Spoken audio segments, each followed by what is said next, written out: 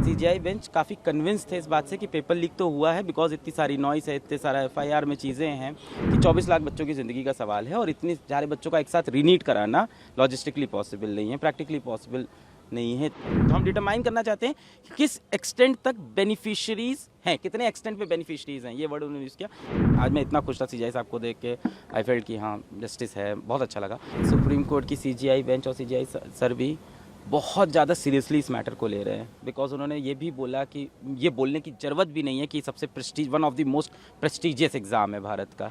NTA और solicitor general ये बात कह रहे थे कि पेपर लीक नहीं प्रूव हो सकता है। सीजीआई साहब या सीजीआई बेंच काफ़ी कन्विंस थे इस बात से कि पेपर लीक तो हुआ है, बिकॉज इतनी सारी नॉइस है, इतने सारा एफआईआर में चीज़ें हैं। अब वो ये डिटरमाइन करना चाहते हैं किस एक्सटेंट तक पेपर लीक हुआ है, क्या वो लिमिटेड बच्चों में गया है या वो बहुत सारा, जैसे आज के टेक्नोलॉजी का एज है तो उन्होंने ये भी बोला क्या टेक्नोलॉजी की हेल्प से पेपर काफ़ी बच्चों में लीक हो गया है। अब वो ये डिटरमाइन करना चाहते हैं कि रीनीट की, क्योंकि डिमांड थी काफ़ी लोगों की, काफ़ी सारे पिटिशनर्स की रीनीट की डिमांड थी, तो उसमें वही डिटरमाइन करना चाह रहे थे आज सीजीआई कि रीनीट किन बच्चों का होना चाहिए, क्या लिमिटेड पे बच्चों में पेपर लीक है या बहुत ज़्यादा बच्चों में लीक है, क्योंकि वो बार बार उन्होंने ये एम्फेसाइज भी किया कि 24 लाख बच्चों की ज़िंदगी का सवाल है और इतने सारे बच्चों का एक साथ रीनीट कराना लॉजिस्टिकली पॉसिबल नहीं है, प्रैक्टिकली पॉसिबल नहीं है। इतने सारे बच्चों का मेंटल स्टेटस क्या होगा, फिर से तैयारी कर पाए नहीं। तो ओवरऑल अभी ये समझ में आ रहा है कि एक तो उन्होंने टाइम दिया है कि हमें टाइमलाइन बताइए कि पेपर कब आप बनाते हैं, कौन सी कमेटी बनाती है, 2 सेट्स ऑफ पेपर कैसे बनते हैं, डेट कब वो जाते हैं प्रेस में, किस प्रेस में जाते हैं उसका नाम नहीं बताइए उन्होंने कहा, वरना फिर तो अगले साल वहाँ भीड़ लग जाएगी। फिर वहाँ से पेपर वापस क्या दिल्ली आता है या सेंटर्स पे जाता है, सेंटर्स पे कैसे जाता है, वहाँ से बैंक्स पे कैसे जाता है स्टेट्स में, फिर वहाँ से सेंटर पे कैसे, पूरी चेन ऑफ कस्टडी जो पेपर की है उसको उन्होंने कहा कि हमें देखना है, ताकि हम डिटरमाइन ये कर पाएँ कि पेपर लीक जो हुआ है क्या वो मॉर्निंग में हुआ था 5 में के, अगर मॉर्निंग में हुआ है तो किस टाइम में हुआ है, कितने टाइम पहले हुआ है पेपर से। अगर बहुत कम टाइम पहले हुआ है तो चांसेस कम है कि स्प्रेड हुआ होगा, और अगर थोड़ा ज़्यादा पहले हुआ है तो चांसेस ज़्यादा स्प्रेड हुआ होगा। और उन्हें ये कंक्लूसिव प्रूफ यही चाहिए अब कि पेपर कितने बच्चों में लीक हुआ है, पहुंचा है कि नहीं। बाकी एक और चीज़ बड़ी अच्छी बोली, जो डिमांड हम सब भी बहुत टाइम से कर रहे थे, उन्होंने ये भी कहा है कि आप अपने डेटा की एक बार एनालिटिक्स की, ऑडिट वर्ड तो यूज़ नहीं किया, उन्होंने कहा अपना डेटा एनालिटिक्स पूरा चेक करिए और उसमें इरेगुलरिटीज़ ढूंढिए, कहीं ना कहीं ऐसे आपको पैरामीटर्स रेड फ्लैग मिल जाएंगे अपने डेटा के अंदर कि ऐसा हो कि 700 के ऊपर जो नंबर है वहाँ पे नंबर ऑफ स्टूडेंट्स या percentile of students last year से इस ईयर ज़्यादा बढ़ा हो, जो कि है एक्चुअली है।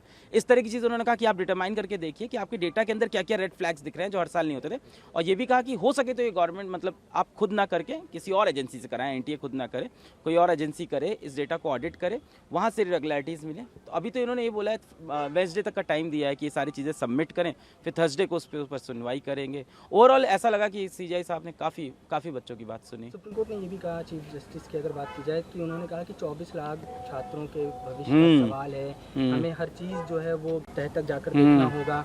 पेपर कब लीक हुआ, पेपर लीक होने का नेचर क्या था, कहाँ लीक हुआ, किस तरह से लीक हुआ, ये तमाम बातें हैं। इसके अलावा सुप्रीम कोर्ट ने ये भी अपने ऑर्डर में लिखवाया है कि जो उल्लंघन हुआ है वो सिस्टमेटिक तरीके से हुआ है, यानी जो ब्रीच हुआ है पेपर लीक को लेके, उसमें वो सिस्टमेटिक तरीके से हुआ है, पूरी परीक्षा को प्रभावित किया है या नहीं किया, उल्लंघन, ये तमाम सवाल जो है वो पूछे हैं।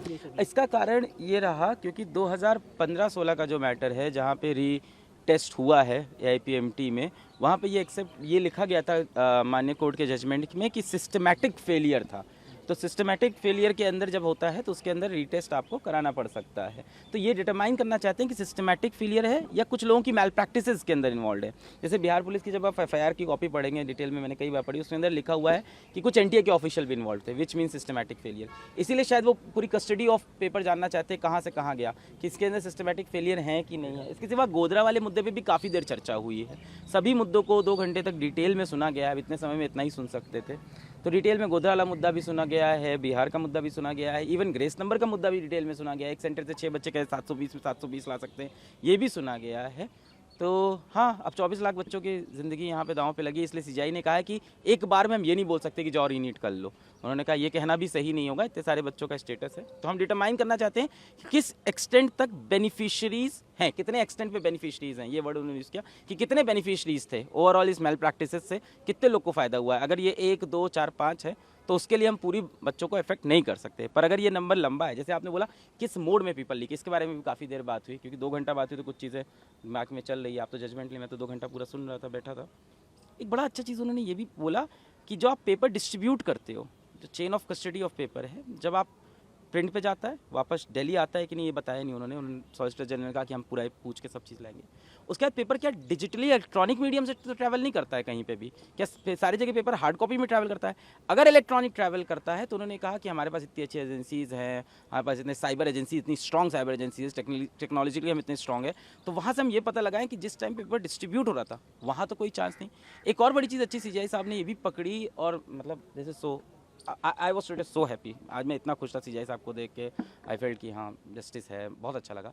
उन्होंने एक चीज़ और बड़ी अच्छी बोली कि कितने अब्रॉड में कहाँ कहाँ पे पेपर कंडक्ट होता है, भारत से बाहर कितने सेंटर्स हैं, और वहाँ पेपर कैसे पहुँचता है, क्या वहाँ पेपर डिजिटली पहुँचता है? अगर डिजिटली पहुँचता है तो लीक होने के चांसेस क्या हो सकते हैं? तो उन्होंने ये भी बात की कि हम कोई टेक्नोलॉजी सेक्टर लगाएं, कोई साइबर ऑडिट लगाएं, ऑडिट वर्ड तो नहीं हुआ था, कि किस तरह से हम साइबर सिक्योरिटी लगाएं और पता करें कि पेपर कहीं डिजिटली तो लीक नहीं हुआ है।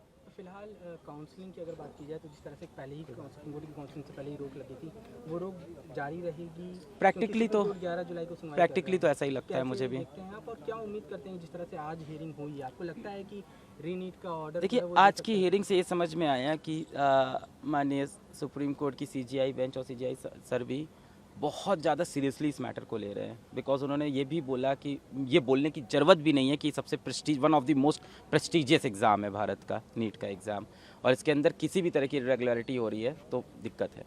दूसरा, आप ये भी देखो, उन्होंने ये भी बोला, बड़ी ही देखा जाए तो बड़ी दूरदर्शी भी थी, उन्होंने बोला नेक्स्ट ईयर क्या स्टेप लेंगे आप कि अगली बार ऐसा लीक ना हो। चलो ठीक है, इस बार लीक हो गया पेपर, उन्होंने ज़्यादा प्रिज्यूम किया ये चीज़ कि लीक हुआ है, क्योंकि प्रूफ्स काफ़ी सारे सामने थे। उनका नेक्स्ट ईयर नहीं लीक हो, इस बात को आप कैसे इंश्योर करेंगे, कैसे एसओपी इंप्लीमेंट होंगे?